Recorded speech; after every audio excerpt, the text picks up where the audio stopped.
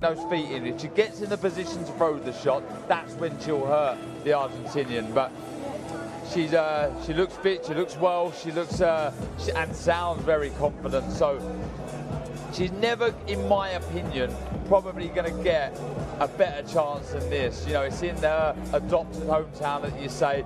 She's working well. She seems like she's really taken on board everything Mark Tibbs is telling her, and she just seems really confident. I think she's taken those sort of negative things that have happened in her career, the injuries, the defeats, as positive. She's learned from them, and that there's no better time, though she is fighting a very good champion in Roman.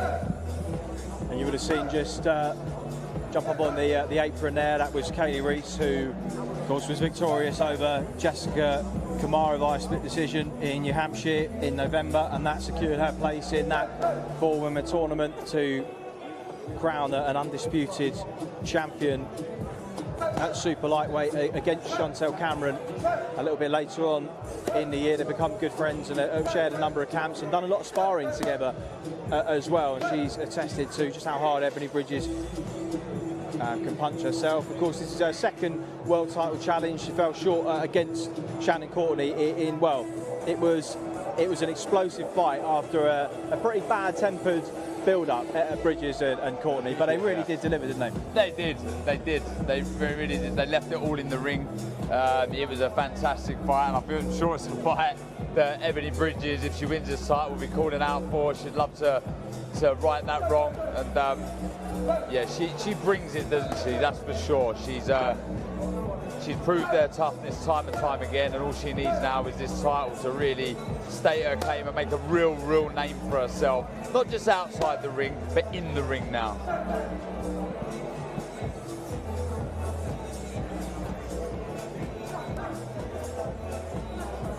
Of course, after the Shannon Courtney fight, she stopped Beck Connolly in 3. We'll see Beck Connolly in with Sky Nicholson. First up on the zone at 7 p.m. local time this Saturday night. And then, as I mentioned, the fight with Miley's Gangloff, it was close, but so much went wrong for her on the night there.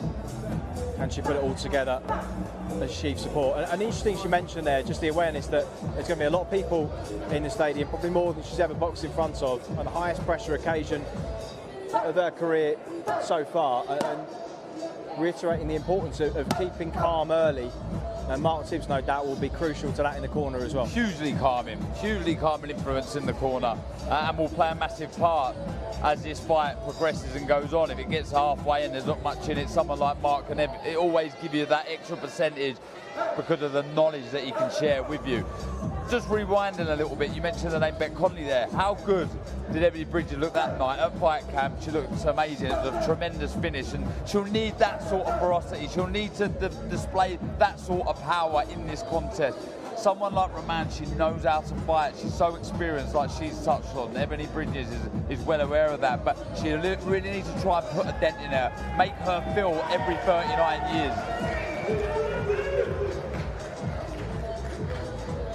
Raising her handle off. Will she have a hand raised on Saturday night as the new IBF World Bantamweight Champion?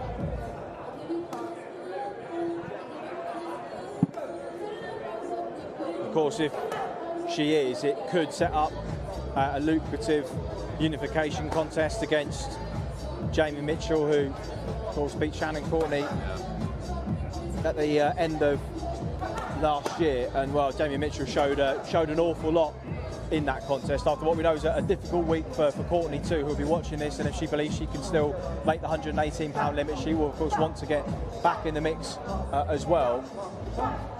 But for Ebanie Bridges, a victory on Saturday really does open the doors to some big fights. Yeah. There's some huge fights out there. It's important she gets the job done against, like I say, a very good fighter in Roman. I was impressed. I hadn't known much about her, if I'll be honest, but what I have seen of her, she can fight. She's very good, and she has the style, you can say, on the onset to cause Ebanie Bridges lots of trouble, the way she moves. So she needs to get the job done. She needs to win this title, and if she does, there's some massive fights, like you say, for her.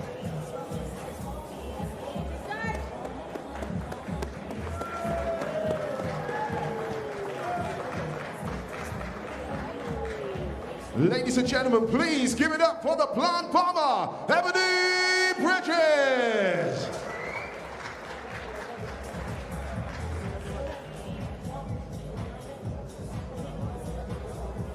Also, those Ring Magazine rankings, Selena Munoz still the #1, Julian Avila, Mariana Juarez, Maria Cecilia Roman